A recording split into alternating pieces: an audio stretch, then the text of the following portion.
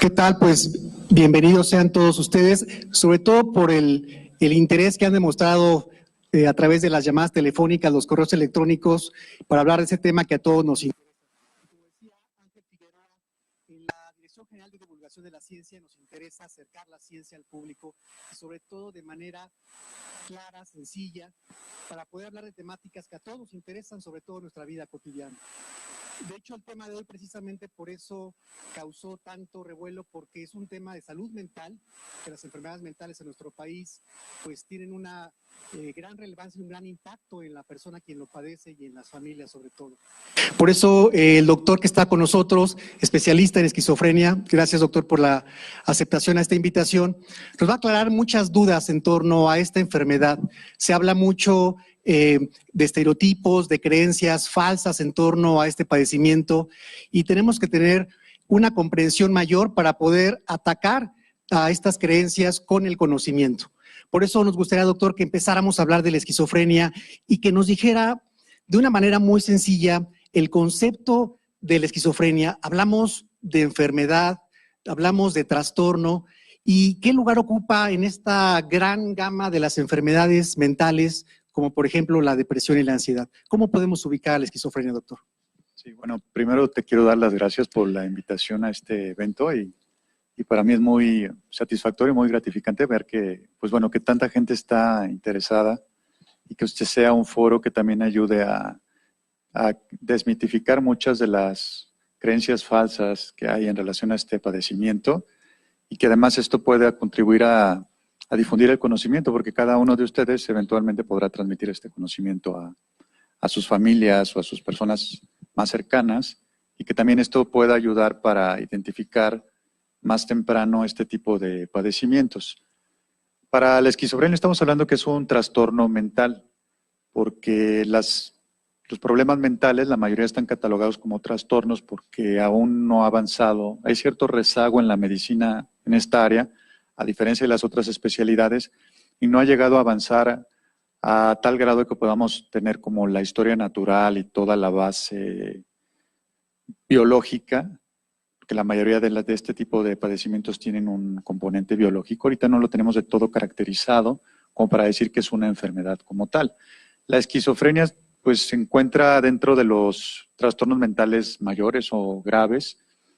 Ocupa una prevalencia aproximadamente de cerca del 1, arriba del 1% de la población a nivel mundial. En todos los países se mantiene aproximadamente la misma prevalencia. No difiere esto entre países en vías de desarrollo o países de primer mundo. Se mantiene relativamente estable esta cifra y afecta, pues bueno, al ser humano en la etapa más productiva de su vida. Dirán ustedes, pues bueno, no es tan prevalente como los problemas de ansiedad o los trastornos afectivos, como una depresión mayor, que ahorita pareciera que es la nueva epidemia de este siglo, del inicio de este milenio, pero tiene un impacto muy grande. La Organización Mundial de la Salud clasifica las enfermedades y a los trastornos, en este caso en relación al área de salud mental, en base a los años o los días perdidos por discapacidad. Actualmente esta enfermedad este trastorno ocupa dentro de los primeros lugares, dentro de los primeros 3 lugares de pérdidas de vida o de años o días saludables en relación con una enfermedad. Se encuentra dentro de los primeros 3 lugares porque es muy alto el impacto que tiene en la persona que padece este trastorno y alrededor de la familia que se encarga de proveer los cuidados primarios, ¿no? Claro, doctor. No, y ahorita que comenta de este impacto y la aparición que es generalmente en la adolescencia, que nos platicara cuál es el rango de edad en la que suele aparecer con mayor frecuencia y si da más en hombres, en mujeres, ¿cómo están ahí ubicadas la prevalencia? Sí, bueno, la esquizofrenia, para definirlo primero, antes de hablar un poco más, perdón por no contestar la primera pregunta, es un padecimiento mental que afecta al ser humano la capacidad de relacionarse con él mismo, de expresar sus emociones, afecta su pensamiento, la organización del pensamiento, su conducta, su razonamiento. Y lo más característico y que todos conocemos es que altera la percepción de la realidad, de lo que todos conocemos como consenso, como realidad. Y esto se puede acompañar de alteraciones a nivel de la sensopercepción, creencias falsas, que son los delirios, creencias falsas que puede llegar a sostener quien la padece, a pesar de toda la evidencia que pueda haber para contrarrestar o sopesar estas creencias.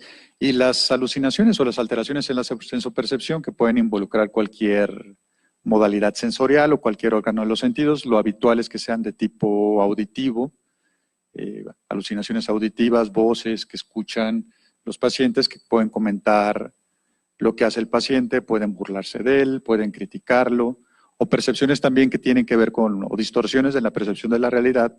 Los pacientes pueden llegar a percibir que la gente se burla, o que tiene comentarios negativos, o que están tramando algo en contra de ellos, que es lo que le da por definición el nombre al padecimiento de esquizofrenia paranoide. De ahí viene el nombre.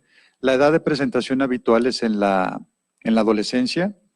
Hay algunas formas de presentación en la infancia, pero lo habitual es que empiece en la transición entre la infancia, la pubertad y la edad adulta. En los hombres inicia más temprano, como entre los 15 y los 25 años. En las mujeres un poco más tarde. Se habla que el factor hormonal estrogénico es de alguna manera protector para retrasar la edad de inicio, y también de alguna forma el pronóstico y la respuesta al tratamiento es más favorable por género en las mujeres. En las mujeres se presenta un poco más tarde, entre los 25 y los 35 años de edad, y pues una vez que se hace el diagnóstico, habitualmente es una condición prevalente. Como la mayoría de muchos padecimientos o enfermedades crónicas, lo que podemos hasta ahorita aspirar a nivel médico es el control, porque no hay una cura como tal, pero hay pacientes que pueden llegar a un control bastante aceptable y mejorar el nivel de funcionamiento, y podemos decir que entran en una etapa de recuperación o remisión. El diagnóstico es prevalente una vez que se hace el diagnóstico por gente que está calificada, prevalece durante toda la vida habitualmente, y el paciente requiere de tratamiento farmacológico durante gran parte de su vida. Claro, doctor, y se me hace muy interesante esta parte de la sintomatología, que me gustaría detenerme en este punto, porque a veces se pone una etiqueta o se estereotipa al paciente con esquizofrenia que tiene ciertas percepciones auditivas, por ejemplo, cuando hay una gama también de sintomatología, y va a depender incluso de cada paciente. Que nos hablara un poco de cómo puede manifestarse de alguna u otra manera esta sintomatología, y enfocarnos también a esta parte de las alucinaciones y de los delirios, que son pues características de la esquizofrenia, y que si todos los pacientes van a padecer alucinaciones o delirios, o algunos pueden cursar con otro tipo de síntomas más negativos como apatía, desmotivación, desesperanza. Que nos platicara un poco más sobre esto, doctor. Sí, análogo a medicina general, que la fiebre es un parámetro de gravedad. En psiquiatría o en salud mental, la psicosis, que es la pérdida del contacto con la realidad, la desorganización del pensamiento, sería como el parámetro similar a la fiebre, pero en las enfermedades o en los trastornos mentales. Cuando el paciente pierde el contacto con la realidad, y que puede tener alucinaciones, puede tener ideas delirantes, puede tener alteraciones en la organización del pensamiento, esto no es exclusivo de esquizofrenia, no es pérdida del contacto de la realidad sinónimo de esquizofrenia. Muchos padecimientos, una depresión grave, una depresión mayor grave, puede acompañarse de psicosis, y de hecho es un criterio para internar al paciente. Un trastorno de personalidad grave también puede tener episodios de micropsicosis. Un trastorno bipolar, un trastorno afectivo tipo bipolar, una depresión bipolar, una manía bipolar puede acompañarse de síntomas psicóticos.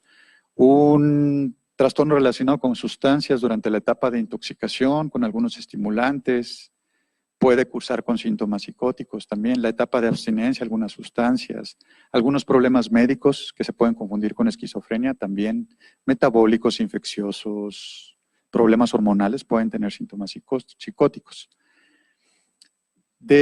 Para hacer el diagnóstico de esquizofrenia, pues se requiere, como hacemos estudios precisamente para descartar otras condiciones médicas, y aún dentro del espectro de los trastornos psiquiátricos, también para hacer la diferenciación entre otros trastornos. Y la manera de hacer el diagnóstico es a través de una suma de criterios. Utilizamos manuales o clasificaciones a nivel internacional por consenso para hacer los diagnósticos, que clasificaciones se han ido refinando a lo largo del tiempo para poder ser más precisas. Como bien mencionabas, Andrés, la esquizofrenia pues no nada más es los síntomas de las alucinaciones y los delirios, que eso sería lo más característico, pero no es patognomónico de esquizofrenia, no es sinónimo de esto, ya es esquizofrenia. Se tiene que acompañar de alteraciones también que conocemos. Estos serían los síntomas que llamamos positivos, no porque sean buenos, sino porque están relacionados con incremento en la energía psíquica, o se ha postulado también que está relacionado con un neurotransmisor y que hay exceso de este neurotransmisor en algunas áreas del cerebro y que por eso se llaman síntomas positivos. Y están los síntomas negativos, que a final de cuentas los síntomas positivos es relativamente más fácil controlarlo a nivel farmacológico. Los síntomas negativos son un poco más difíciles de controlar con los medicamentos, que tiene que ver con apatía, falta de iniciativa, el aislamiento social, descuido importante en el cuidado personal, dificultad para emprender alguna actividad y mantenerse en esa actividad, porque son pacientes que pueden llegar a tener pues la capacidad intelectual, y muchos de ellos son muy brillantes, para trabajar y poder pasar un examen de admisión, ingresar a un doctorado, una maestría.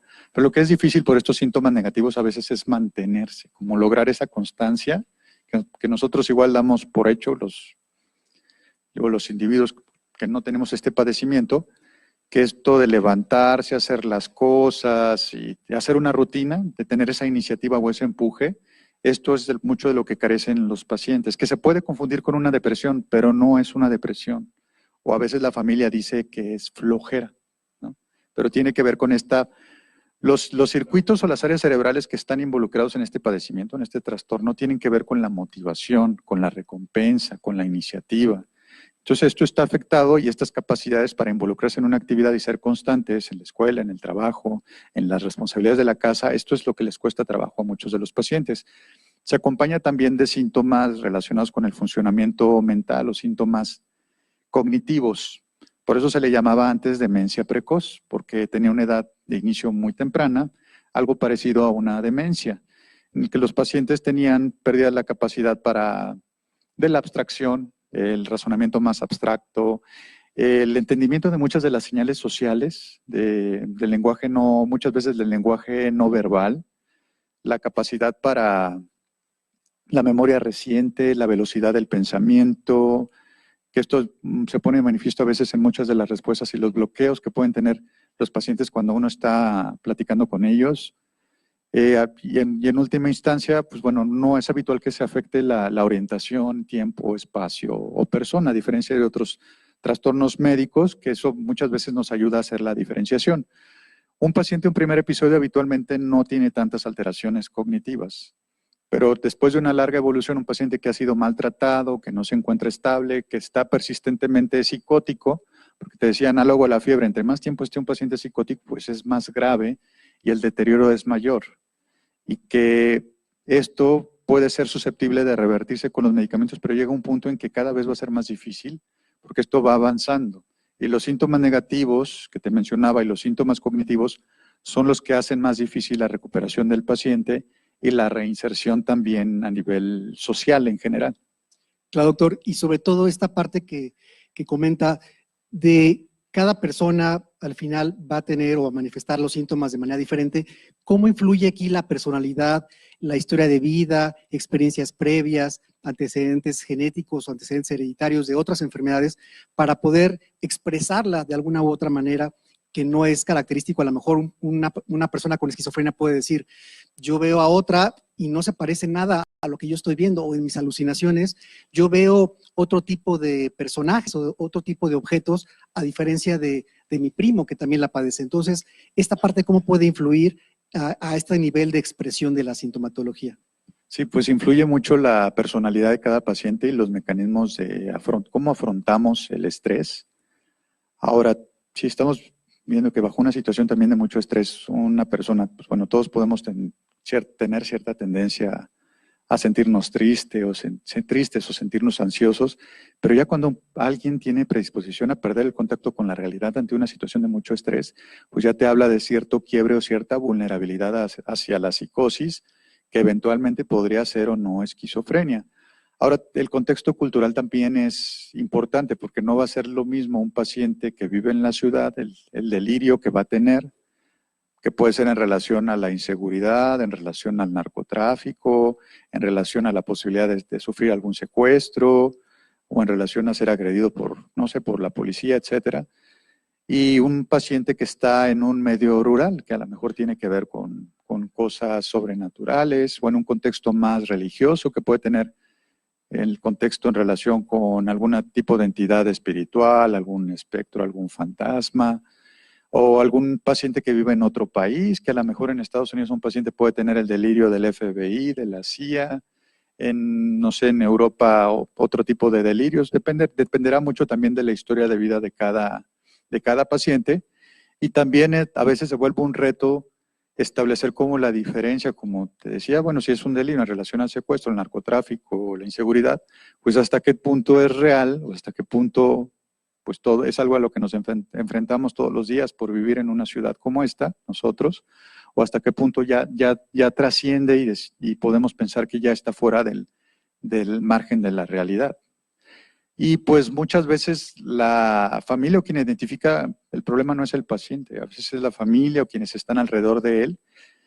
Y afortunadamente cada vez hay más conocimiento de este tipo de problemas que puede ser aterrizado a un problema mental, pero a veces no somos los primeros en ser consultados y a veces se busca dar una explicación de tipo mágico, una explicación metafísica, una explicación de tipo religioso, y en eso pues a veces se pierde tiempo muy valioso antes de instaurar un tratamiento, porque también los pacientes en primera instancia pues no se dan cuenta o no se percatan que están enfermos. Si la mente o el cerebro es lo que nos permite darnos cuenta, no sé, si me duele una pierna, si me duele el estómago, si me duele no sé, un brazo, si me duele la cabeza. Pues imagínate que, lo que nos permite darnos cuenta que padecemos algo, pues es lo que está afectado y cómo nos vamos a dar cuenta que estamos enfermos de eso, ¿no? De ahí radica el reto, que el paciente se pueda dar cuenta que está enfermo y que su percepción de la realidad está alterada o afectada. Claro, y ahorita comentabas un punto muy importante, doctor, de la familia.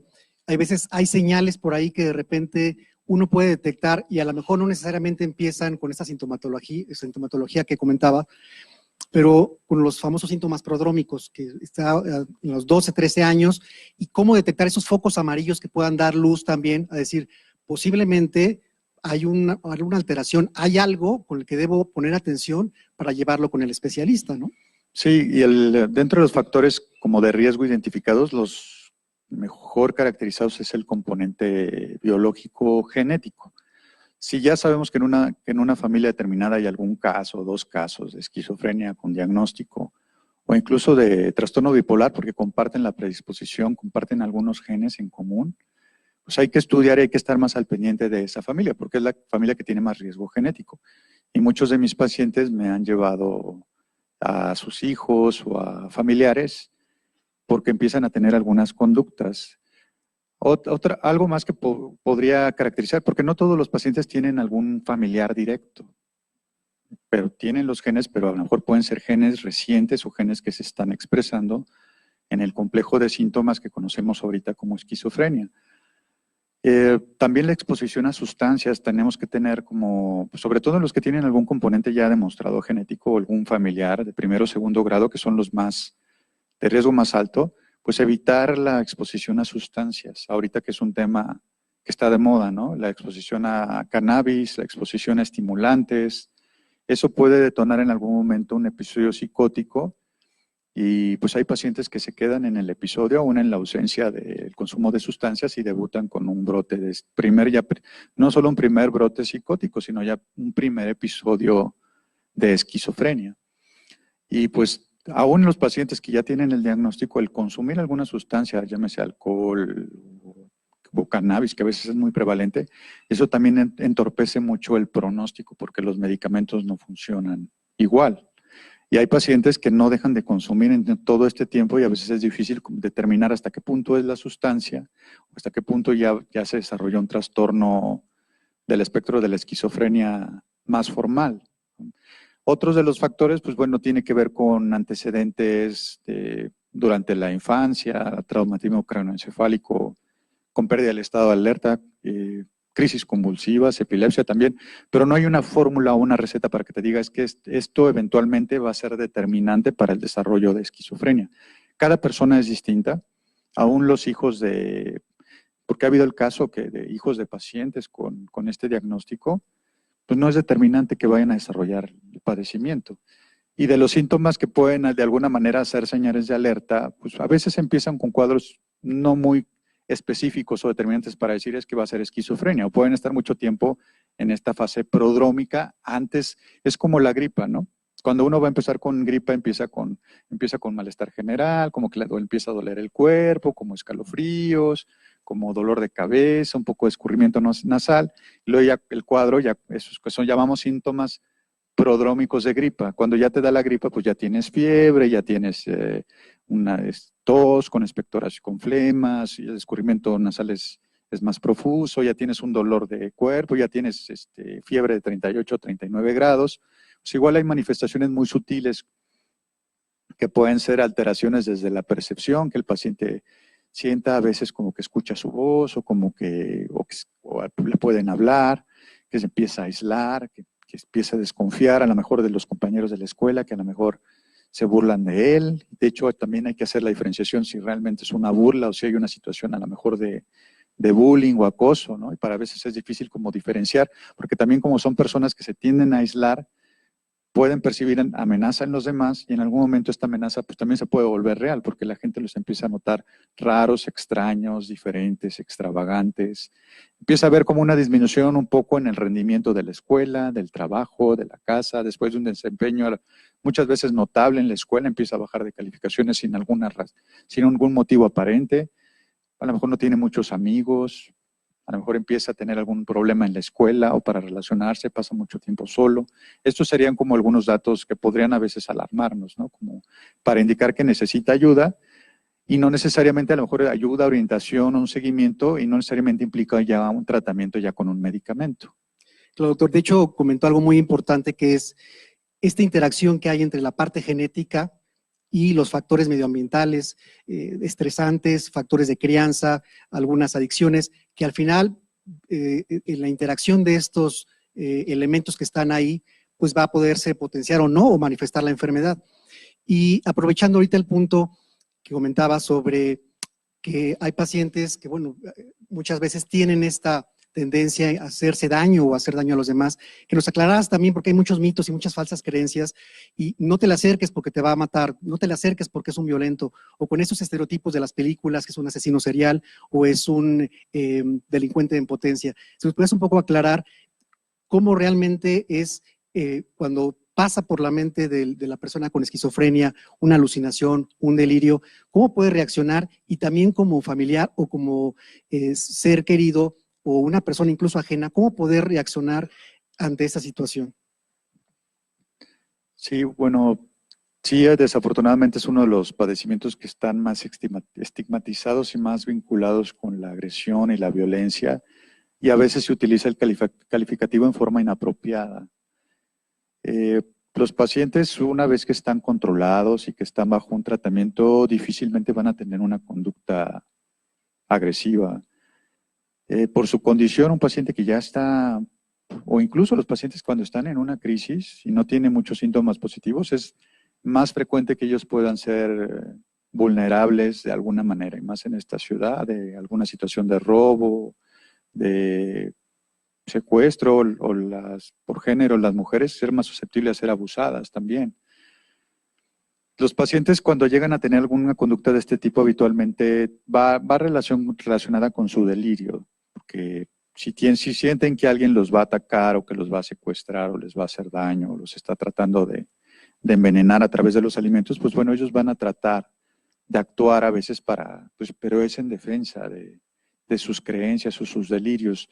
Ahora también entra el sistema de creencias y principios, porque hay pacientes que muchas veces prefieren lastimarse o hacerse daño a ellos a seguir la indicación de una voz que les está ordenando que les haga daño, no sé, a algún familiar.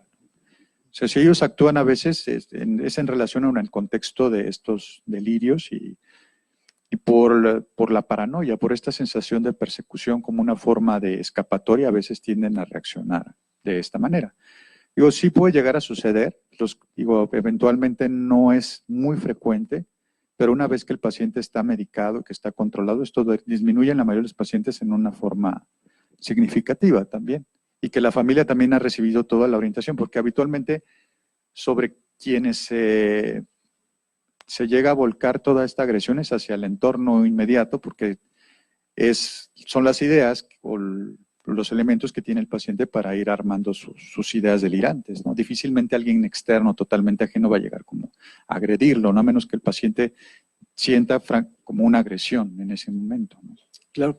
Y ahorita que comentaba lo que puede pasar por la mente en el caso de los delirios o alucinaciones, ¿qué pasa biológicamente? ¿Qué pasa bioquímicamente en el cerebro? Hablabas hace unos momentos de algunos neurotransmisores, la dopamina, el glutamato, que nos podía ampliar, doctor, ¿qué pasa en el cerebro del esquizofrénico? Porque a veces, o la persona con esquizofrenia, porque a veces también tendemos muchas veces a pensar, como lo decías al principio, que es una fuerza ajena, sobrenatural, religiosa, ¿no?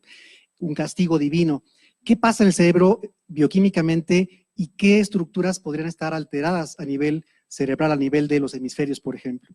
Sí, porque no solamente con explicaciones metafísicas o espirituales o energéticas, sino a veces porque las manifestaciones son de tipo psicológico-conductual, se piensa que la cura tiene que ser también desde el punto de vista psicológico-conductual, a través de una psicoterapia. Esto ya está muy documentado, ya hay muchos estudios, es una de las líneas como principales de investigación, no nada más en esquizofrenia, sino en psiquiatría en general, como tratar de aterrizar las bases biológicas del padecimiento.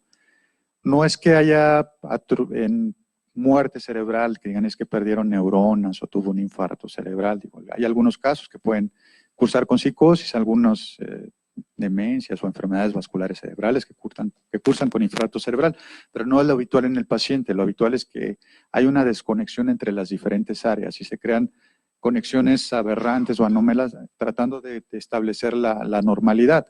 Y de lo que se ha postulado y de lo que actúan estos medicamentos, viene de una disregulación a nivel genético de algunos receptores que tiene que ver con el balance o el equilibrio de muchos neurotransmisores. Prácticamente todos los neurotransmisores se han tratado de vincular con este padecimiento, todos los que se han descrito.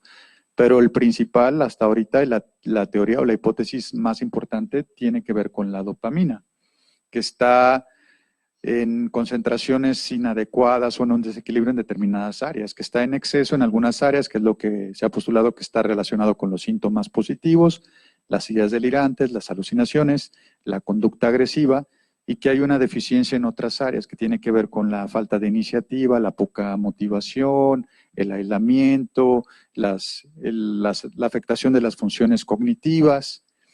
O sea, no podemos decir que la dopamina en sí sea mala, sino que está alterado el flujo o la concentración o la neurotransmisión o comunicación entre diferentes áreas o circuitos cerebrales para establecer una comunicación, una percepción adecuada, que es lo que hace que el paciente sienta las cosas, perciba las cosas de manera diferente y para él es su realidad. Y ahí es donde van los medicamentos, a tratar de restablecer.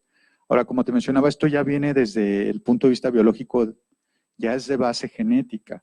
Los medicamentos pueden ayudar, pueden controlar, pueden restablecer el equilibrio, pero en el momento en que se vayan otra vez los medicamentos o se retiren, pues se vuelve a desajustar el sistema y el paciente, pero pareciera que la recaída o la enfermedad regrese de una forma más grave, porque así es lo que se ha visto. Las recaídas después de un tratamiento farmacológico son más graves y esto hace que la enfermedad vaya progresando y cada vez sea más difícil tratar a un paciente. Doctor, y ahorita Andrés, es un punto. Tenemos un minuto más para poder dar paso a las preguntas. Pues ya para finalizar, doctor, para darle cierre, que nos hable del tratamiento, además de los medicamentos, la parte psicoterapéutica, psicoeducativa, y qué se está haciendo a nivel de investigación, qué avances tenemos recientes en materia de genética o en materia de cuestiones clínicas. Sí, pues el tratamiento es fundamentalmente, de inicio la base del tratamiento tiene que estar medicado con un antipsicótico. Tratar a un paciente con psicoterapia sin un medicamento no tiene una base y es hacerle perder el tiempo al paciente y pues el terapeuta también, a no ser que no esté recibiendo algún beneficio ahí económico por las consultas, ¿no? pero para que se pueda trabajar con un paciente tiene que estar medicado y tiene que estar estable, porque un paciente psicótico no se puede trabajar, no tiene los elementos cognitivos de atención, concentración y todos los recursos mentales para poder beneficiarse de una terapia. El tratamiento es integral. Las estrategias de rehabilitación psicosocial y de las modalidades terapéuticas, la que se ha demostrado que funciona mejor para los pacientes es la terapia cognitivo-conductual y la terapia enfocada al entrenamiento de habilidades, a recuperar las habilidades sociales y de cognición social.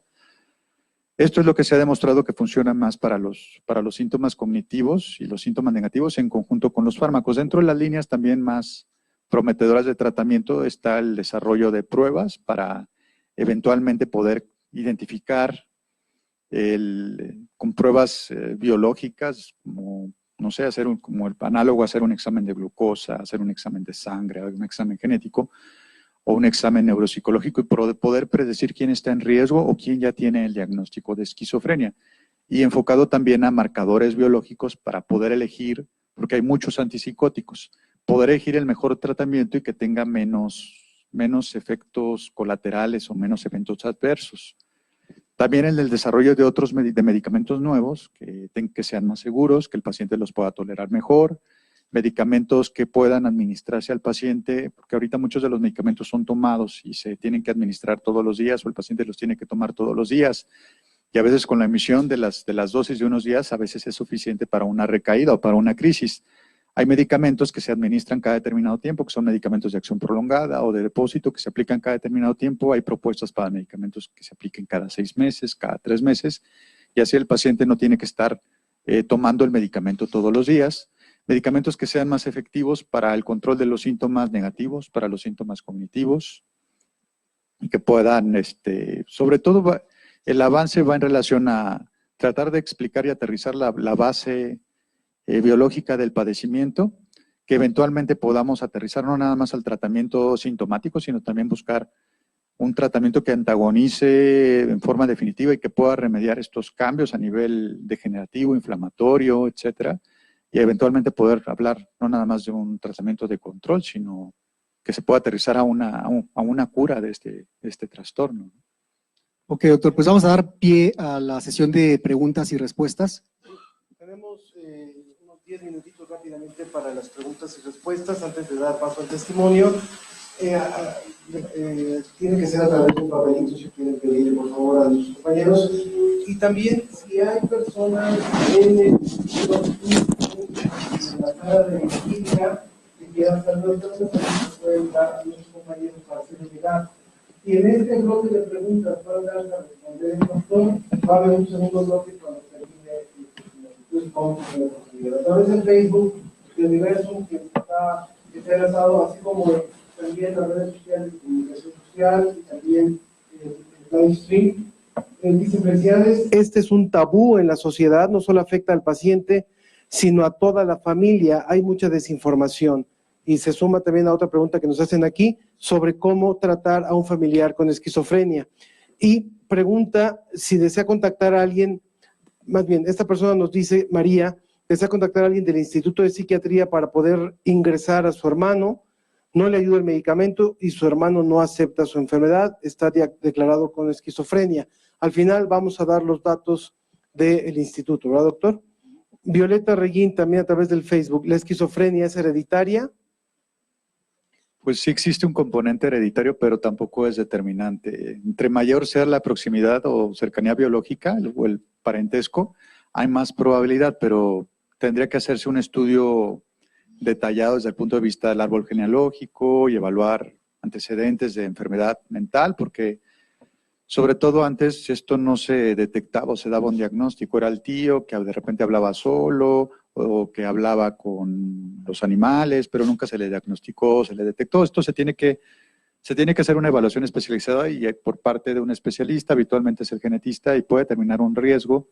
Ahí en el hospital tenemos este servicio y algunos pacientes que tienen el deseo de tener hijos, se les da la asesoría y finalmente para que ellos puedan tomar una decisión. Armando Castellanos, a través del Facebook también de la UNAM, dice, problema mental es un concepto regresivo, el concepto correcto es desestructuración psíquica. nos hace esa observación. Sí, pues se habla de trastornos mentales, no tanto como enfermedades mentales. Y pues bueno, ya está a punto, acaba de salir, bueno, hace algunos años la clasificación del DSM-5, está a punto de salir la nueva clasificación o la nueva propuesta de la Organización Mundial de la Salud, la edición 11, donde viene un apartado importante. Incluso participamos ahí en el Instituto Nacional de Psiquiatría como sede del multicéntrico para el consenso de los criterios para la Organización Mundial de la Salud. Mencionó que en la adolescencia pueden existir algunos cambios hormonales. ¿Esto se puede relacionar o desatar con depresión o esquizofrenia? Sí, pues se habla que en esta etapa de la transición de la edad adulta, de la adolescencia a la edad adulta es susceptible, es una etapa muy turbulenta y es pues terreno fértil para, sí, sobre todo si no hay una buena red de apoyo, orientación en la familia o apoyo en general, pues es terreno fértil para la psicopatología, sí, desafortunadamente, y no nada más para esquizofrenia, sino ahorita estamos lidiando, pues, bueno, con un problema muy grave de depresión mayor y es la población más vulnerable para tener conducta suicida, también los adolescentes. Eduardo Vázquez, ¿cuál es la relación de las personas con IQ alto y esquizofrenia? Y si existe alguna posibilidad que una persona esquizoide se convierta en esquizofrénica. Sí, una persona esquizoide puede ser a nivel prodrómico, como estas que son aislados, retraídos, poco sociables, no les gusta interactuar, no disfrutan del contacto con la gente. Pues podría ser un factor de riesgo, pero tampoco es determinante para desarrollar esquizofrenia. En relación con el coeficiente intelectual, pues bueno, la verdad es que hay muchas formas de inteligencia. Lo que mide el IQ, pues nada más es un solo tipo y habitualmente es más de tipo académico, escolar. Y pues es un padecimiento que, como les decía, no discrimina estrato socioeconómico, tampoco discrimina coeficiente intelectual, puede afectar a cualquier persona que tenga un coeficiente alto, un coeficiente intermedio, un coeficiente bajo, limítrofe. No hay tampoco como una relación, ¿no? También nos preguntan si existe la esquizofrenia infantil y cuáles son los síntomas y si puede un adolescente con esquizofrenia retomar sus estudios. Sí, pues existe también, el diagnóstico también es a través de una suma de criterios, es más difícil en la forma infantil porque todavía, pues bueno, no hay un consenso como tal, sigue habiendo todavía el debate para, porque esto se habla que la esquizofrenia como tal, pues una edad como más característica del inicio en la adolescencia, de la adulta temprana. Pues yo le sugeriría que cualquier dato, cualquier alteración en el funcionamiento o en el patrón de comportamiento de una persona, pues sería susceptible de una evaluación especializada. Ahí se requiere, pues bueno, eso sí, de un personal, habitualmente es un psiquiatra, un clínico especializado quien hace este tipo de diagnósticos, no es a la ligera. Habitualmente para hacer el diagnóstico se requiere tiempo de conocer muy bien al paciente, difícilmente es en una sola entrevista, hay que pedir estudios para descartar otras condiciones y tener todos los elementos para poder dar el diagnóstico, por las implicaciones que tiene el tratamiento y a nivel pronóstico. No es un diagnóstico que se deba dar a la ligera. Y en relación a si una persona puede retomar, sí, sobre todo eventualmente los primeros episodios o los pacientes más jóvenes son los que tienen más posibilidades de alcanzar la recuperación porque son los que tienen menor afectación, sobre todo los recursos cognitivos. Por eso insistimos tanto en la detección temprana y el tratamiento de instauración farmacológica temprana. Pero también, así como hay subtipos de delirios, también no hay una esquizofrenia en dos personas, exactamente igual en dos pacientes diferentes. Cada paciente es diferente, puede haber casos que inician en la edad adolescente, edad temprana, que sean formas muy graves o resistentes a tratamiento o ultra resistentes, y puede haber pacientes que lleven mucho tiempo de evolución, que lleven muy buen control de su padecimiento, que hayan tenido varias crisis, pero se recuperan, que eventualmente pueden llegar también a la recuperación, pero pues que a veces, muchas veces tenemos el sinónimo de recuperación es encontrar un trabajo, pero también sabemos que en nuestro país hay muchas dificultades para encontrar trabajo, la gente normal, nosotros los normales tenemos dificultades para tener trabajo. Pues bueno, la barra de exigencia para un paciente, y no nada más para los pacientes con esquizofrenia, para un paciente con un trastorno mental que además sufre de discriminación y estigmatización, cuando va a un trabajo y habla abiertamente de su padecimiento, pues cada vez es más difícil. Por eso también la pregunta es que tanto también como sociedad nos deberíamos adaptar a las necesidades de los pacientes como en otras partes del mundo y brindar empleos y actividades protegidas para los pacientes. También nos preguntan qué relación hay entre la epilepsia y la esquizofrenia y qué alimentos se deben evitar. Pues se habla que la epilepsia, las crisis convulsivas pueden ser un factor desencadenante también en algún momento, un factor de riesgo, pero como les mencionaba, no hay una receta que yo les diga, esta es la receta exacta, cada paciente es diferente, pero entre más factores de riesgo que los que ya he mencionado reiterativamente tenga, pues aumenta la probabilidad para desarrollar el padecimiento, aunque hay pacientes que igual nunca han tenido ningún factor de riesgo, probablemente nada más el genético y eventualmente debutan con un cuadro de este tipo.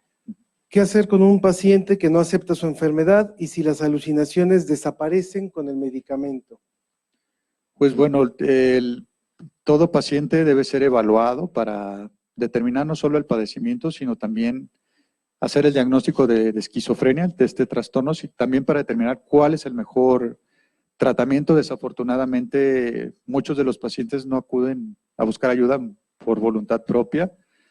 Y pues hay instituciones donde se aceptan pacientes cuando hay una condición de riesgo que pone en peligro la vida del paciente o la integridad de las personas que están alrededor, pues desafortunadamente se tiene que optar por un tratamiento involuntario y hay hospitales, igual al final hablamos un poco más de eso, donde se puede brindar atención a un paciente que no reconoce su enfermedad y que necesita tratamiento. Ahora, no nada más en relación a lo que he dicho, ustedes podrán haberse dado cuenta que no nada más lo importante es dar tratamiento cuando un paciente tiene riesgo para él o para los demás, porque si es un paciente que tiene alucinaciones y está psicótico, pues entre más tiempo lleve el paciente, pues la posibilidad de alcanzar la recuperación cada vez es más lejana. Entonces, yo consideraría que también es importante que estos pacientes, aun y cuando no tengan conciencia, buscar la manera, agotar todas las posibilidades para que sea en forma voluntaria este tratamiento y que pueda recibir este tratamiento, porque si no, eventualmente cada vez va a ser más difícil la recuperación, los tratamientos son más costosos, si requiere una hospitalización, va a requerir más tiempo estar en el hospital para estabilizarse. Última pregunta de este bloque, si la esquizofrenia se puede provocar por golpes, uso de fórceps al nacer o violencia física. Pues puede ser un factor de riesgo, pero tampoco es como único o determinante, ¿no? Puede ser un factor que a lo mejor un individuo susceptible tiene la vulnerabilidad genética, tuvo complicaciones durante el nacimiento, tuvo crisis convulsiva, tuvo un traumatismo craneoencefálico con el estado de alerta, sufrió maltrato y violencia en la familia, estresores familiares, una pérdida significativa, a lo mejor de un ser querido muy cercano, papá, mamá, y aparte se expone a sustancias, pues entonces ya vean ustedes toda esta suma de criterios, entonces aumenta mucho más el riesgo, la probabilidad de desarrollar esquizofrenia eventualmente. Cerramos esta parte de las preguntas, el doctor se va a quedar aquí en un momento más por si hay algunas otras preguntas que le quieran hacer. Y vamos a dar paso a la segunda parte de nuestro evento. Muchas gracias, doctor Raúl Escamilla. Un aplauso para él, por favor.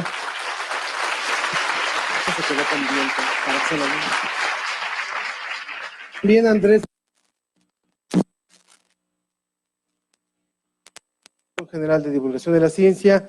Y bueno, quiero dar paso a nuestra... yo les quiero decir que ellas han aceptado participar con nosotros.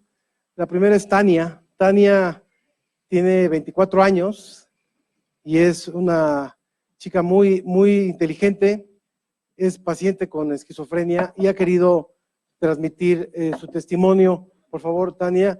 Y Dominique, su mamá, que también ha sido un factor determinante. Sé que aquí, por favor, también Dominique, sé que en el auditorio hay personas que tienen familiares y seguramente entienden muy bien el papel que juega la familia en esto. Entonces, por eso hemos querido invitarlas a ellas para que nos cuenten un poco lo que ha sido este recorrido por el padecimiento, y después nuestro compañero Andrés va a dar lectura también a los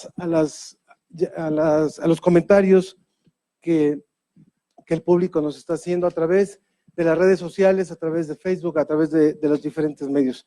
Muchas gracias por estar aquí. Muchas gracias.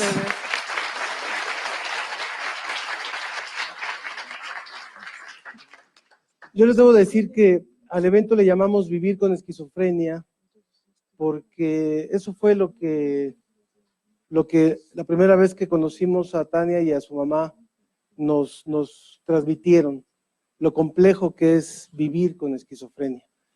Y muchas veces las personas que no hemos padecido algo así, no nos imaginamos lo que puede ser.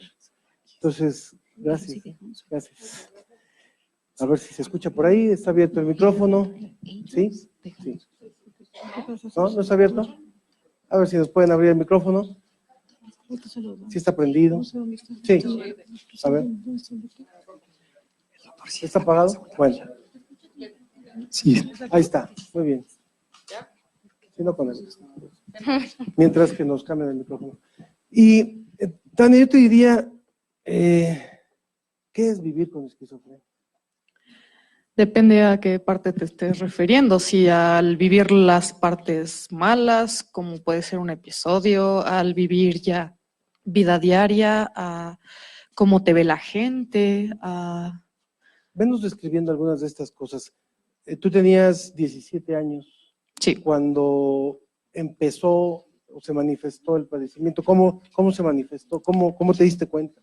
Porque me di cuenta, suena extraño, pero me di cuenta de que estaba siendo paranoica en varias cosas y sobre todo cuando me di cuenta de que estaba teniendo creencias muy extrañas, pero lo que me hizo darme cuenta fue la primera vez que tuve un episodio psicótico. Y ¿Cómo fue ese episodio?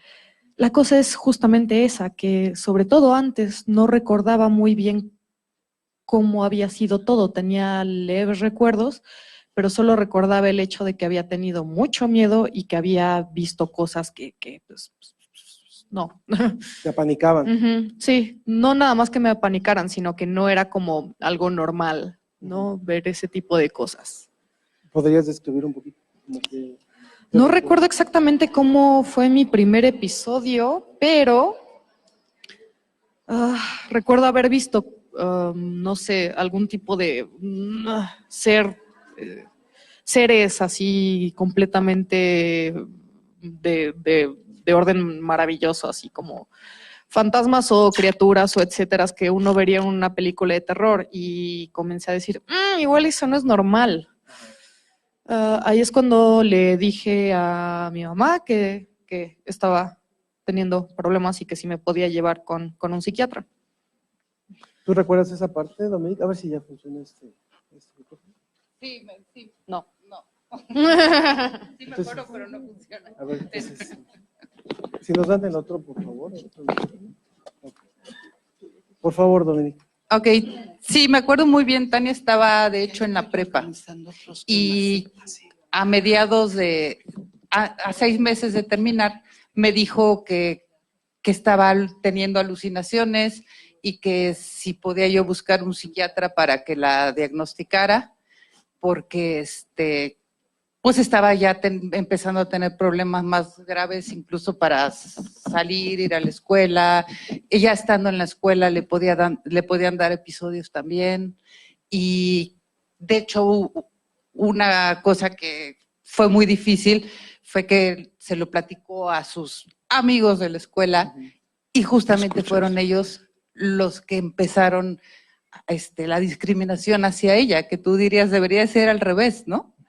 Y no, ahí empezó el problema. Entonces, en ese sentido también, bueno, ahorita hacemos las preguntas, pero les quiero agradecer muchísimo, claro, a la UNAM, a Divulgación, y a ti, Andrés, que fueron tantas veces a la casa para poder difundir el tema, que la gente se sensibilice, que vea lo difícil que es vivir con esto y además salir adelante en tantas cosas y romper esas ideas preconcebidas, prejuicios, y que hacen discriminar a la gente que de por sí lo está viviendo de manera muy difícil. Yo creo que deberían de ser felicitados más que discriminados. En una parte de la charla anterior se habló del estigma, ¿no? Y yo recuerdo mucho en una conversación con Tania que decía, si de por sí ya está bien canijo vivir con esto, encima de eso que nos estigmaticen, que nos observen. Sí, ya de por sí es, no sé, en ese entonces en la prepa, ¿no? Ya de por sí el hecho de llegar aquí en la mañana, que me estoy tomando mis medicinas ahorita a las 8 de la mañana y encima me da gastritis, me cuesta trabajo concentrarme, pero si me siento mal, encima van a comenzar a ver opiniones súper negativas al respecto, van a hacerse chismes al respecto. Entonces lo hace todavía más difícil. O no sé, y además hoy tengo examen, ¿no? Ese tipo de cosas que ya de por sí me está costando mucho trabajo y tengo que cargar con el hecho de que están, no sé, teniendo miedo de mí, de que ahora dicen que los voy a asesinar a todos, y esa me parece más paranoia suya. Sí. Tania, tú has dicho, y lo decía también el doctor, es más fácil que alguien que tenga esquizofrenia se pueda hacer daño a sí mismo que hacer daño a los demás. Muchísimo más ¿Por qué? fácil. ¿Por qué? Porque el hecho de hacerle daño a otras personas generalmente viene con pacientes que ya de por sí eran agresivos. Ya era alguien que tenía predisposición a hacerle daño a otras personas y esto pues se lo facilitó más, pero no sé, yo creo que la mayoría no somos agresivos, no sé, todos ustedes, no creo que sean así agresivos de personalidad naturalmente. Entonces, algo que es mucho más fácil para una persona es, no sé, en depresión hacerse daño a uno mismo o con paranoias hacerse daño a uno mismo. Entonces, lo que hay que cuidar es que no se haga uno daño a uno mismo, no que vaya uno a salir a la calle y hacerse asesino serial. Yo creo que sería el caso con cualquiera de ustedes. Tendrán que cuidar más el, no sé, no pegarse en el pie que el no andar golpeando tobillos en la calle. Claro. ¿Cómo manejaste, Dominique, la información cuando empezaron los episodios? ¿Le hiciste creer que no estaba pasando por los episodios? No, bueno, Cuéntanos primero de eso. algo importante es que cuando te dan el diagnóstico, aceptarlo, porque me han dicho que muchos familiares no lo aceptan, entonces van buscando y buscando más opiniones hasta encontrar la que más les conviene, porque hay dentro de algunas familias piensan que es como la oveja negra o el tache para la familia y lo que hacen es esconderlos, internándolos en algún lado, ¿no? Conozco muchos casos de esos. No, y también el tema de internar a una persona también es complicado, porque una cosa es internarlo mientras está el problema, pero conocí a muchas mujeres, porque yo estaba en el ala de mujeres naturalmente, que ya llevaban años y años y que probablemente siguen ahí y que van a seguir ahí. Y además también hay instituciones de paga cara, donde creo que mucha gente alivia su culpa a dar 30,000, 40,000 pesos mensuales y dejar ahí al paciente. Uh-huh. Creo que eso es algo ¿Y cómo funcionan esos lugares? Digo, no se puede generalizar, pero tú tuviste la experiencia. Sí. ¿Cómo funciona? ¿Cómo funcionan? Pues básicamente, de principio la mayoría del dinero que está pagando el familiar para mantener ahí al paciente, la mayoría del dinero no va para el paciente, ni siquiera la mayoría del dinero que paga de la medicina va para el paciente, ni lo de las enfermeras, no, la mayoría del dinero va, no sé, en el caso del hospital en el que yo he estado, ahí va para administrativos y como para una cuenta de banco. Ajá, también, ¿no? la cuenta del banco.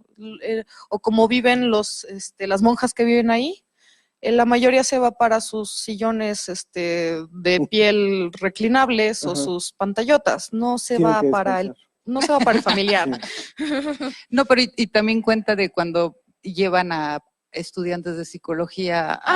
Sí, toda la parte humillante, claro.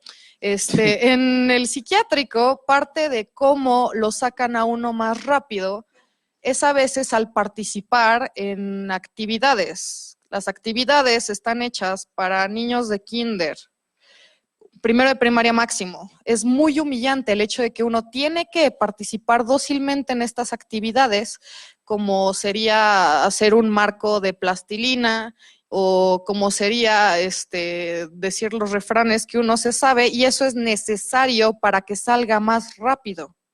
Luego vienen estudiantes que están estudiando psicología en licenciatura, a hacer sus prácticas. Y era curioso como yo veía gente de mi misma edad que sin ninguna razón clara ya estaba encima de mí porque yo soy el paciente y esa persona está estudiándome. Como se siente uno como rana disecada. Uh-huh.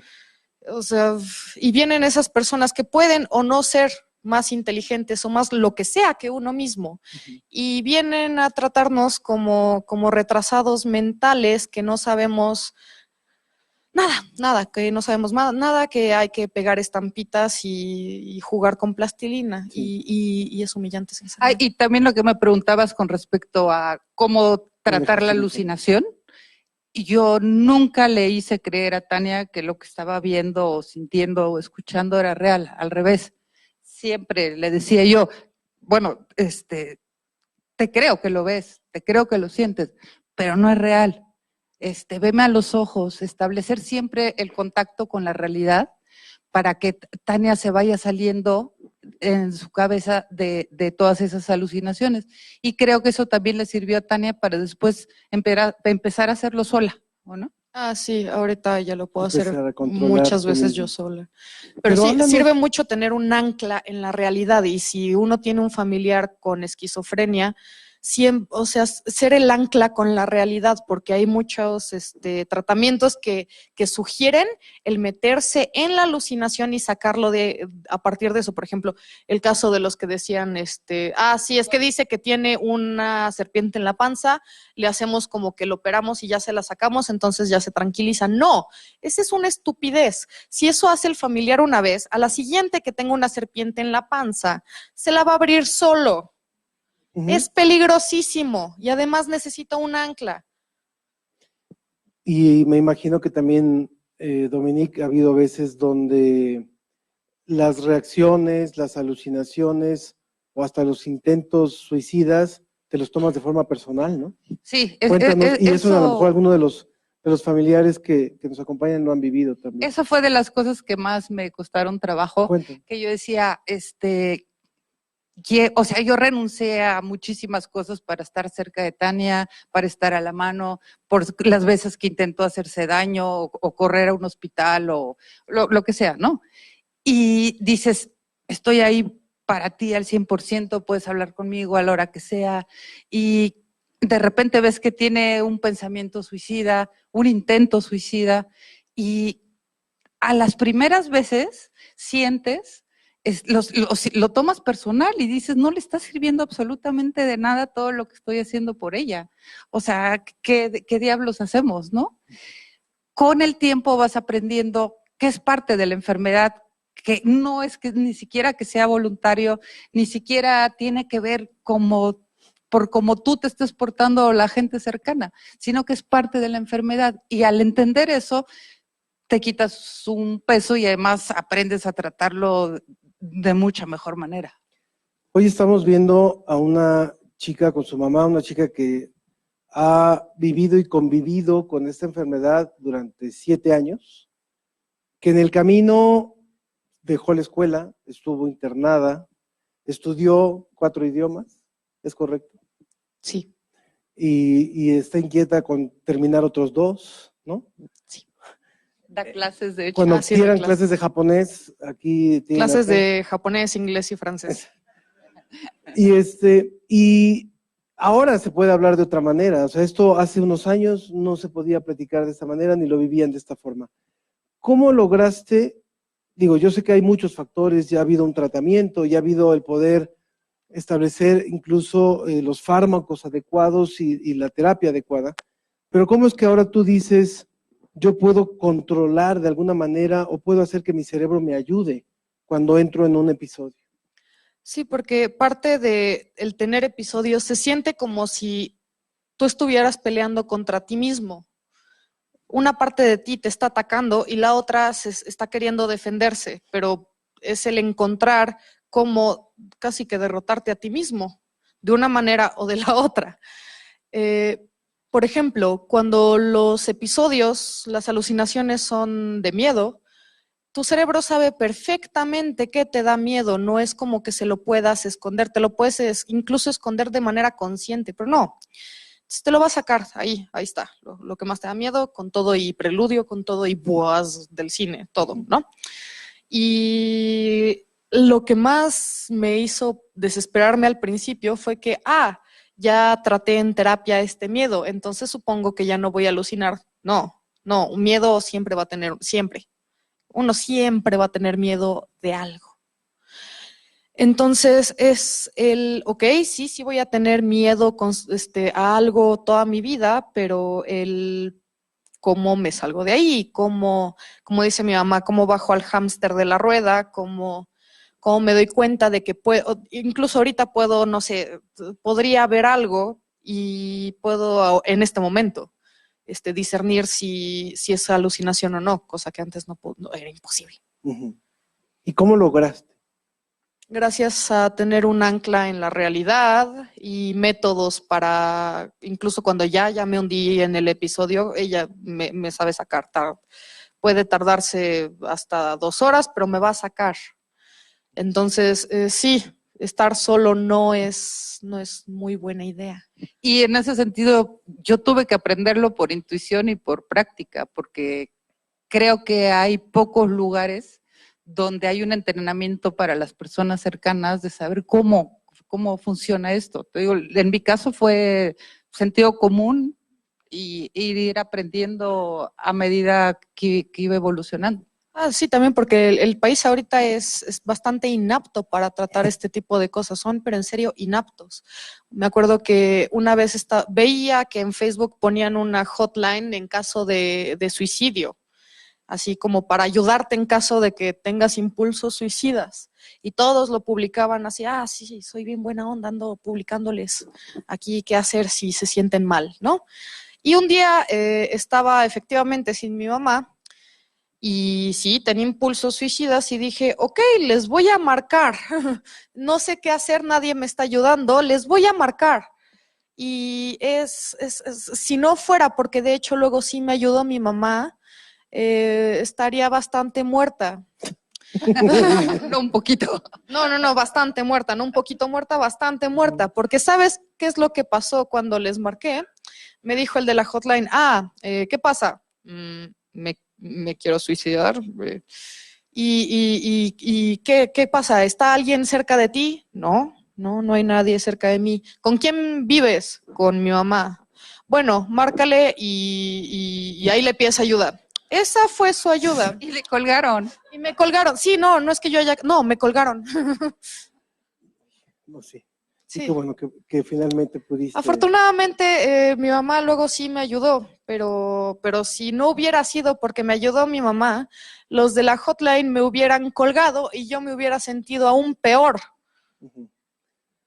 Hay una parte que también ha sido importante en este conocimiento de Tania y de su mamá, de Dominique, en lo que ha sido la experiencia de la vivencia con esquizofrenia, que habla de los episodios más críticos, de los más angustiantes, de los más ansiosos, pero la otra vez platicábamos también de que alguien con esquizofrenia puede ver, puede escuchar lo que otros no, y que a veces hasta sabiéndolo manejar ha sido parte de tu vida, lo has incorporado a tu vida. Sí, yo como persona obsesionada con Alicia en el País de las Maravillas, uh-huh, tuve el gusto de ir, cortesía de mi cabeza. Uh-huh. Y sí, fue bastante disfrutable. Digo, es que la mayoría de los episodios no lo son, pero cuando sí son disfrutables, son muy disfrutables. Uh-huh. Porque así como tu cabeza sabe que te daría muchísimo miedo, también sabe que te daría muchísimo gusto o que te daría muchísimo wow, ¿no? Sí. ¿Qué le dirías a las familias que hoy nos están viendo? ¿Qué le dirían a las familias que hoy nos están viendo? A las familias que ya se rindieron o que ya están a punto de rendirse frente a una situación como la que están viviendo. Bueno, yo creo que un punto, un poquito antes de ese, y luego ya te respondo eso, es que la discriminación de la que hablamos también es a nivel de las leyes. Por ejemplo, Tania empezó a estudiar japonés desde que tenía 13 años, se iba todos los sábados a su clase con el sueño de ir a Japón, ¿no? Y resulta que no hay becas para ir a Japón que no te pidan certificado de salud física y mental. Lo mismo para algunos trabajos. Entonces dices, yo creo que debería de haber un análisis y unas clasificaciones muchísimas más finas para saber ¿qué personas incluyen que tengan algún tipo de trastorno? Pueden perfectamente desenvolverse, como Tania lo ha demostrado, siendo intérprete de un pintor japonés, ¿no? ¿Y qué personas no? ¿O en qué momento están? Yo creo que esa generalización de las enfermedades mentales es demasiado gorda, por decirlo de alguna manera, y que no se vale que a nivel de las leyes se maneje así. Por ejemplo, igual para la custodia de un hijo, si demuestra el cónyuge que tú estuviste en un psiquiátrico, ya hay tendencia a dárselo al otro. Te digo, para becas, para trabajos, o sea, en ese sentido la tienen muchísimo más difícil, ¿no? También dentro de los familiares es difícil que dentro de muchas familias el problema es más el hecho de que no le están apoyando. O sea, sí, pueden pagar 30,000 pesos al mes para que personas aptas para ocuparse, aptas, se ocupen, pero no, finalmente ni son aptas, ni se está, o sea, y necesitarían muchísimo más que alguien que de hecho los conoce, les dé apoyo, comprensión, que puedan hablar con alguien que de hecho los conoce. Hablar con un psiquiatra o psicólogo a veces no es suficiente, necesita uno amigos y familia y todo el tipo de cosas que tendría una persona normal que también quiere una persona enferma. Entonces, el abandonar a un familiar con una institución, prometa lo que prometa, no lo es. Y segundo, los necesitan, por más que estén pagando lo que estén pagando, los necesitan ustedes. Sí. Y en cuanto a un consejo es, nosotras pasamos años, pero muchos años de verdad en pesadilla, en el hoyo, no sabiendo si iba a haber un momento de luz. Finalmente se fue encontrando, y la consigna que yo le decía a Tania siempre es: vivamos lo que vivamos, lo único que no se vale es rendirse. Y eso es lo único que le podría decir a cualquier persona. Claro, claro.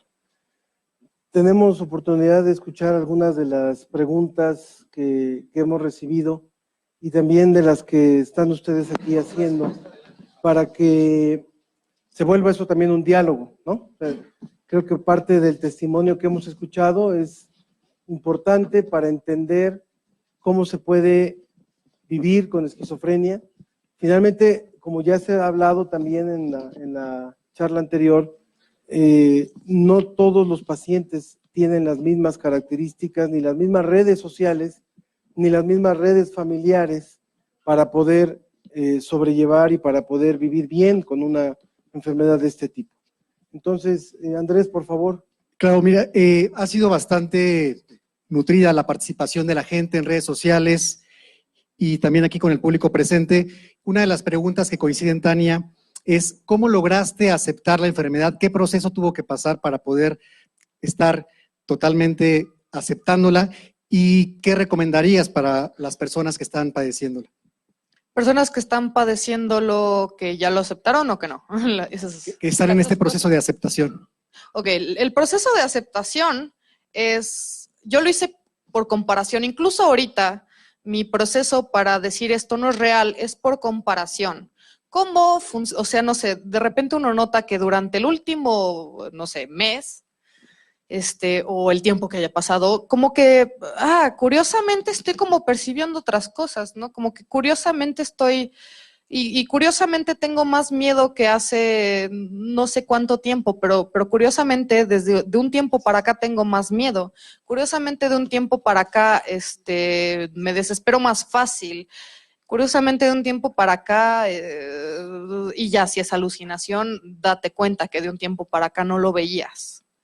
También auditivo, de un tiempo para acá no escuchabas voces, de un tiempo para acá cambiaron las cosas. Y pedir ayuda no es malo, ni es debilidad, está bien pedir ayuda, está muy bien pedir ayuda. Entonces, si de un tiempo para acá te das cuenta de que hay un buen de cosas que cambiaron, y muchas veces para mal, igual y no estás tan bien, igual. Además de que un chequeo de vez en cuando, al igual que uno va al médico de vez en cuando, un chequeo de vez en cuando está bien. No es que incluso si tienes lo que tienes, está bien. Se puede vivir. Se puede vivir con eso. El problema es cuando de hecho ya no quieres vivir con eso. Tania, otra pregunta referente a las alucinaciones que mencionabas. Comentan, dices que las alucinaciones son muy disfrutables, pero eso también podría aplicarse a las alucinaciones de las drogas. No, que las alucinaciones sean muy disfrutables. Sinceramente, alucinaciones disfrutables en todos estos años he tenido unas 4, comparado con quién sabe cuántos miles de episodios que fueron horribles, que fueron por los que a la fecha soy rigurosa con las cosas para que no pase. Y en cuanto a drogas, mínimo, si tú te metes un LSD, lo estás haciendo en un momento en el que tú decidiste, no es como que, voy al banco a pagar unas cosas. ¿Quién haría eso? O sea, todavía en las drogas tú puedes decir, ahorita tengo unas no sé cuántas horas libres para meterte lo que te quieras meter, pero esto no es cuando tú quieres. Y sobre todo es cuando tú no quieres. Puedes estar platicando en tu sala y de repente, ¡puf!, alucinaciones. Puedes estar tomando una clase de algo, te puedes estar bañando y de repente, miedo extremo y alucinaciones, que son horribles la mayoría, y también en el caso de amigos que tengo, sí, la mayoría son horribles. Entonces, no creo que sea así como, tuve un mal viaje una vez. No. Y además tu mal viaje, o sea, yo no escogí tener esto. Si acaso tú te vas a meter un LSD en el súper o en el banco, te lo estás metiendo tú. No es como que de repente, ¡pum!, yo ni quería, ahí está. Sobre los episodios, Tania, comentan, ¿cuánto puede durar un episodio psicótico y cómo lo manejas con tu mamá? Ya habló un poquito tu madre sobre esto, pero que nos repitas, ¿cómo es el manejo? Un episodio psicótico sí depende mucho de la persona y sí depende mucho de la persona. He conocido personas que les duran días enteros. Está horrible. Digo, esa gente también es porque no tiene apoyo familiar y no ha habido un manejo de cómo sales de ahí. El cómo salir de ahí es primero, te das cuenta, estoy entrando en esto porque no sé, yo le llamo estar preepisodioso, que siento como que ahí viene, como cuando en la película de terror todavía no te asustan, pero ya te están poniendo la música, más o menos así se siente. Entonces, si tú ya lo manejas, pues digo, manéjalo. Pero si necesitas ayuda, ahí viene la musiquita, ayuda, ahorita me voy a poner mal, ayuda. Y la ayuda que sea preferiblemente de alguien que te quiere, no nada más el pedirle ayuda a tu psiquiatra, sino que tu familiar o persona más cercana esté más o menos enterado de qué hacer en ese momento. Entonces, no sé, dependiendo del momento, a mí me puede servir que me den una cobijita y un té, ya me está ayudando en algo. Algo que me pueda agradar en ese momento ya me está ayudando. Que me estén hablando y que me estén recordando, veme a los ojos, que esa persona esté pendiente de que no te hagas daño sin darte cuenta, sí pasa. Que te cuiden un rato y que te estén sacando de ahí. El sacarte de ahí generalmente ayuda mucho, que estés viendo a la persona a los ojos y te hable de cosas más concretas, ¿no? No es como que en ese momento se vayan a poner a hablar de historias de terror o de que si tal vio un fantasma cuando era chavito. O sea, hablen de algo concreto y que preferiblemente es algo que le interesa a la persona, ¿no?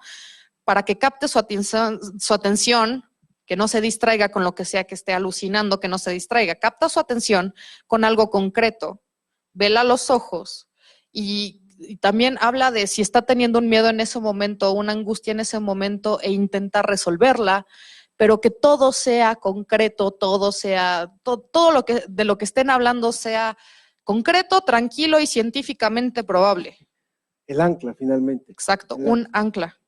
Aquí hay una pregunta muy interesante para la mamá de Tania.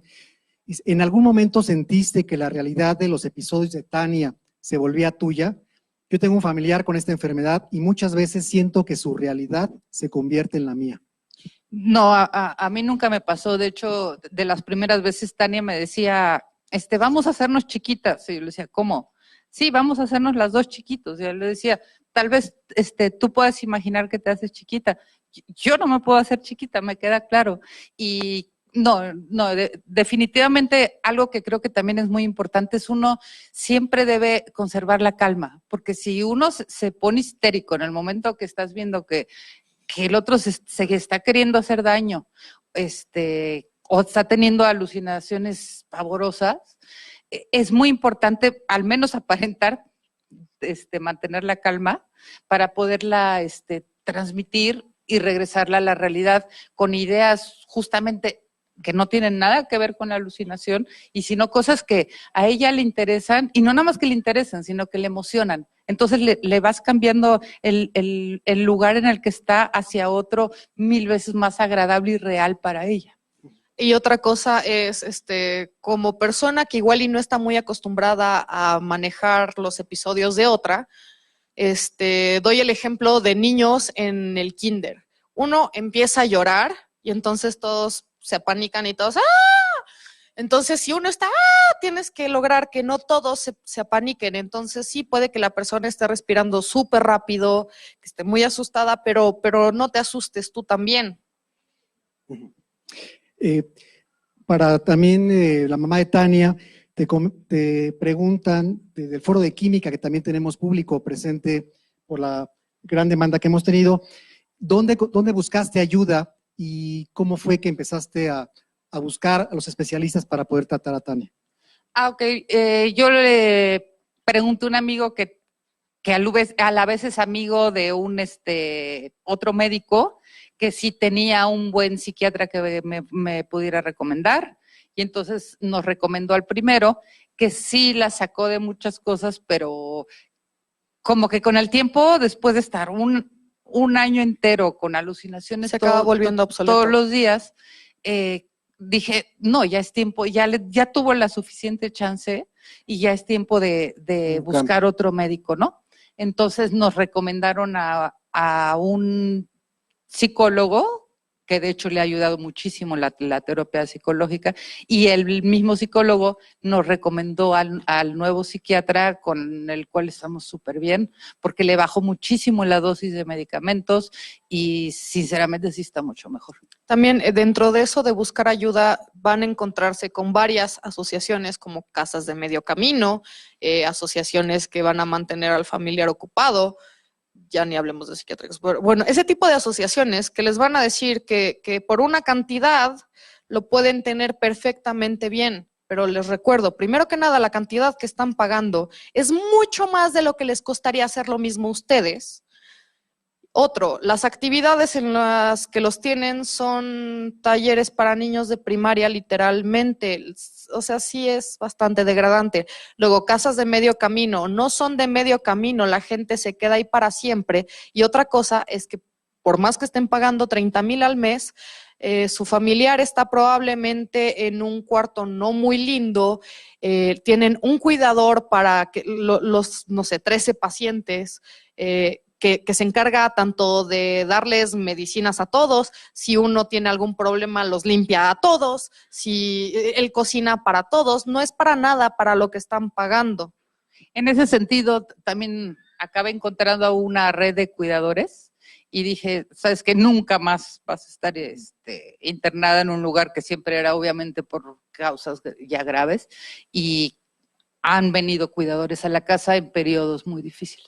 Sí, otra cosa es que los hospitales psiquiátricos deberían de ser, no sé, cuando una persona está mal del hígado, va al hospital a que lo traten del hígado, o sea, y por más que esté mal del hígado después, no, los hospitales no son para vivir ahí.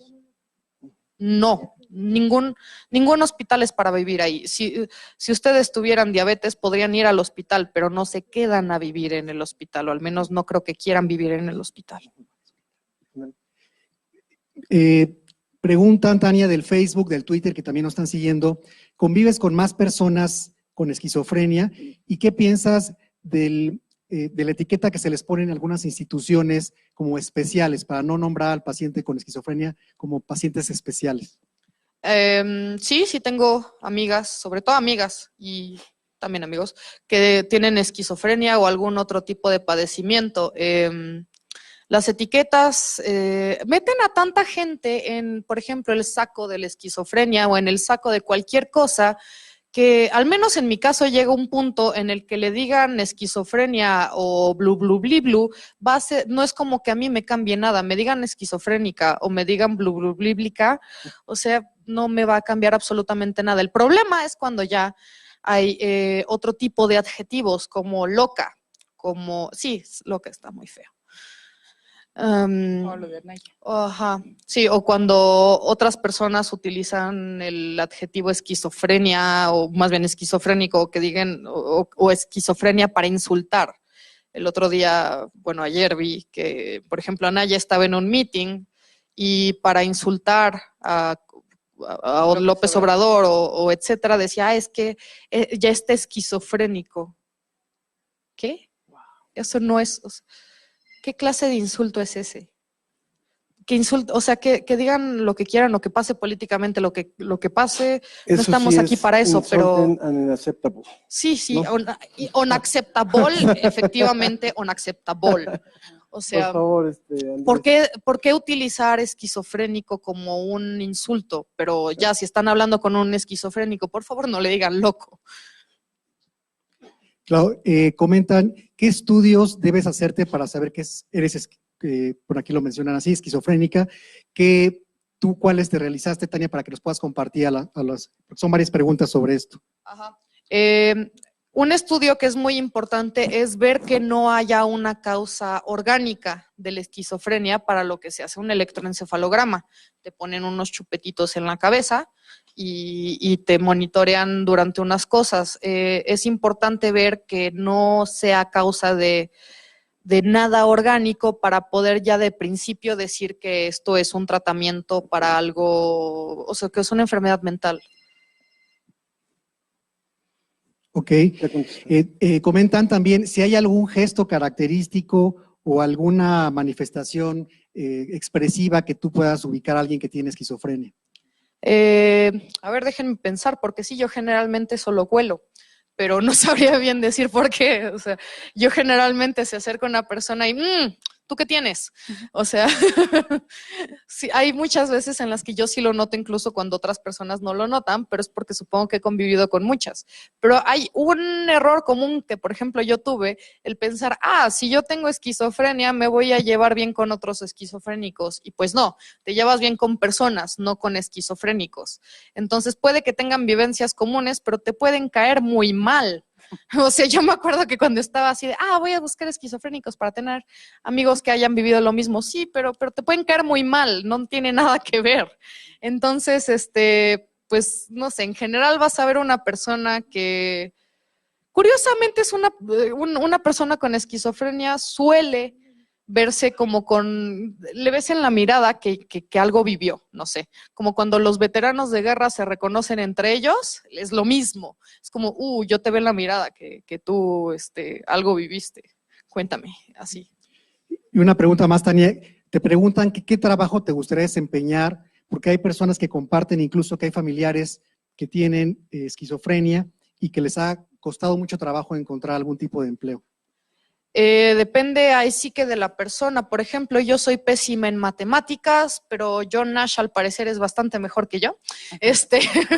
Depende de lo que le guste hacer a la persona. Yo conozco esquizofrénicos obreros, esquizofrénicos, también tengo una amiga que es esquizofrénica y es también traductor. Yo soy intérprete y traductor y también maestra de idiomas. Por el momento, ¿sabes? Estoy bastante feliz con ser maestra de idiomas. Es bastante, está muy bien, pero pues o sí. Cosas creativas, ¿no? Cosas creativas en general, Escribir, pero porque así soy yo. O sea, finalmente, igual que personas esquizofrénicas te pueden caer mal, igual que les puede gustar algo diferente, igual que pueden ser buenos en algo diferente que tú. Entonces, si eres esquizofrénico, sí vas a necesitar muchísima más dedicación porque, como dijo el doctor, uno tiene tendencia a rendirse muchas veces, pero si tienes la suficiente dedicación y, por ejemplo, en mi caso me sirve tener estímulos positivos, entonces estoy haciendo algo y estímulo positivo porque lo hiciste bien. Aunque también hay personas que necesitan estímulos negativos, como un entrenador del gym que te va a estar diciendo, ¡haz otro! Ya no puedo, ¡haz otro! Cada persona funciona diferente, esquizofrénica o no. Pues te agradecemos, Tania. De hecho, para cerrar, y a lo mejor eso puede dar pie a que dé su mensaje a las personas que tienen también la esquizofrenia. Dice, ¿cómo puedo ayudar a alguien, a un amigo cercano? Y sobre todo cuando alucina con Dios o con alguna deidad, ¿cómo puedo ubicarlo en la realidad? Ahí el problema es que te lo puede creer tu misma organización religiosa, pero no sé, en ese caso checa qué dice tu libro religioso en cuestión sobre el hecho de que estés viendo a Dios. Pero yo diría que eso no es muy normal y que chance y no eres el Mesías. Y que lo más probable es que no seas el Mesías. La mayoría de la población mundial no es el Mesías, probablemente tú tampoco. Pues yo creo que Tania se merece un aplauso, por favor.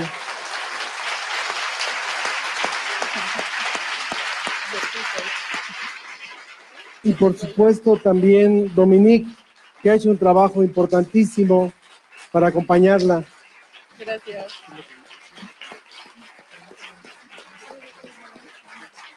Si nosotros decidimos hacer este evento, fue también a partir de conocerlas y de conocer también estas ganas que tienen ellas de compartir lo que han vivido, de finalmente dar esperanza también de que hay cosas que se pueden hacer cuando hay un acompañamiento, cuando hay un tratamiento adecuado.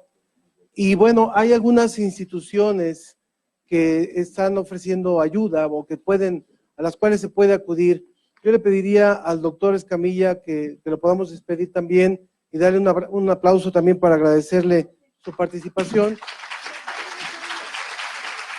Y él quiere comentarnos algo también, y también comentar algo que, bueno, ahí están viendo ustedes algunas vías de atención con las cuales se cuenta. Para organizar este evento también hablamos con el doctor Germán Palafox de la Facultad de Psicología, también Trabajo Social, que está representado aquí. La maestra Cano envió a una persona en su representación. La doctora Medina Mora, directora del Instituto de Psiquiatría, que también está muy al tanto y muy deseosa de que se sigan haciendo ese tipo de eventos para poder dar esta orientación. Doctor, por favor, adelante. Sí, nada más para comentarles, el abordaje del paciente inicial ha cambiado. Yo tengo la experiencia también de haber trabajado en la clínica de esquizofrenia en el Instituto Nacional de Psiquiatría cerca de 17, 18 años. Ahorita mi consultorio privado, fundamentalmente o particularmente mi consulta es de pacientes con diagnóstico del espectro de la esquizofrenia. Y el abordaje que preferimos es principalmente abogar por el abordaje ambulatorio. Ya cuando se requiere internar a un paciente es por una situación muy grave, una situación muy extrema, y muchas veces la familia hace la diferencia. Cuando la familia conforma una buena red de apoyo, que hay redes de apoyo excepcionales, excelentes, a veces no es necesario llegar a internar al paciente. Como bien mencionaba Tania, pues el enfoque actual o moderno del tratamiento hospitalario es mientras está la crisis. Lo que nosotros debemos promulgar es que el paciente regrese con su familia, que el paciente se reinserte en la sociedad lo más pronto posible, que mientras esté la fase aguda, existe algún riesgo para él o para la familia, el paciente tiene que estar internado, pero eventualmente lo que nosotros estamos abogando siempre ahí en el Instituto Nacional de Psiquiatría es por reducir los días de estancia, que el paciente esté la menor cantidad de tiempo posible en el hospital, que el paciente pueda eventualmente salir de permiso terapéutico, de prueba y darlo de alta.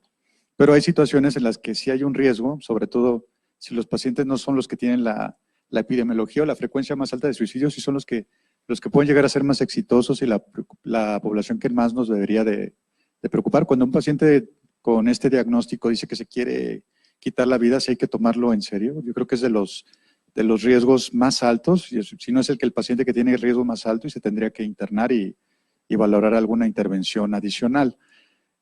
Ha cambiado, digo, no voy a negar que desafortunadamente hay hospitales, instituciones donde sí hay trato que no se proporcionan a mejores niveles de calidad, de atención y de seguridad, pero afortunadamente ya hay otros sitios.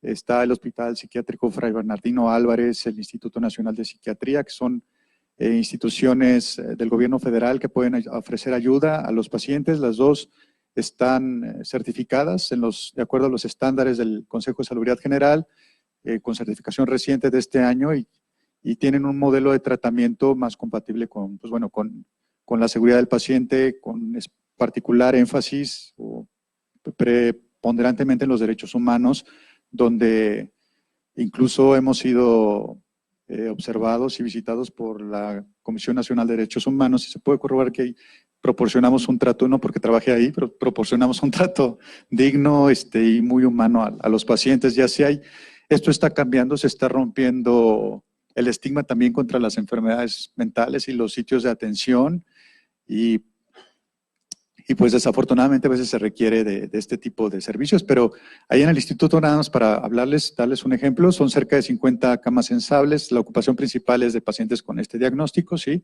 Igual que el Fray Bernardino, los pacientes con este tipo de diagnósticos son los que requieren más o demandan más este tipo de servicios. Sin embargo, pues el fuerte de la atención, ahí en el instituto ustedes pensarán es un hospital, son las camas, no, pero ahí el fuerte de la parte asistencial es la consulta ambulatoria. O sea, ahí no se internan pacientes, solamente cuando es estrictamente necesario, y la mayoría de los pacientes nunca se han internado en su vida y se pueden atender muy bien, perfectamente, de manera ambulatoria en la clínica de esquizofrenia o en el área de psiquiatría general. Pero una vez como familiares recuerden que los hospitales pueden tener un cuarto y una cama, pero no son para vivir.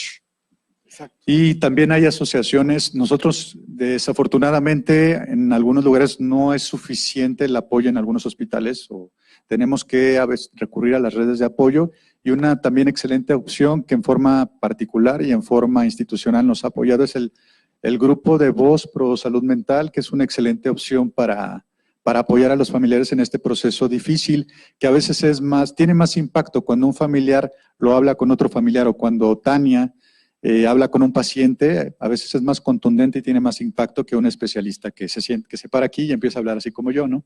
Pero tiene más impacto a veces que ellos lo hablen de un familiar a otro familiar, o un paciente a otro paciente, para que puedan movilizar esta red de apoyo y despertar la conciencia y buscar ayuda. Y hay asociaciones, hay muchas asociaciones de familiares.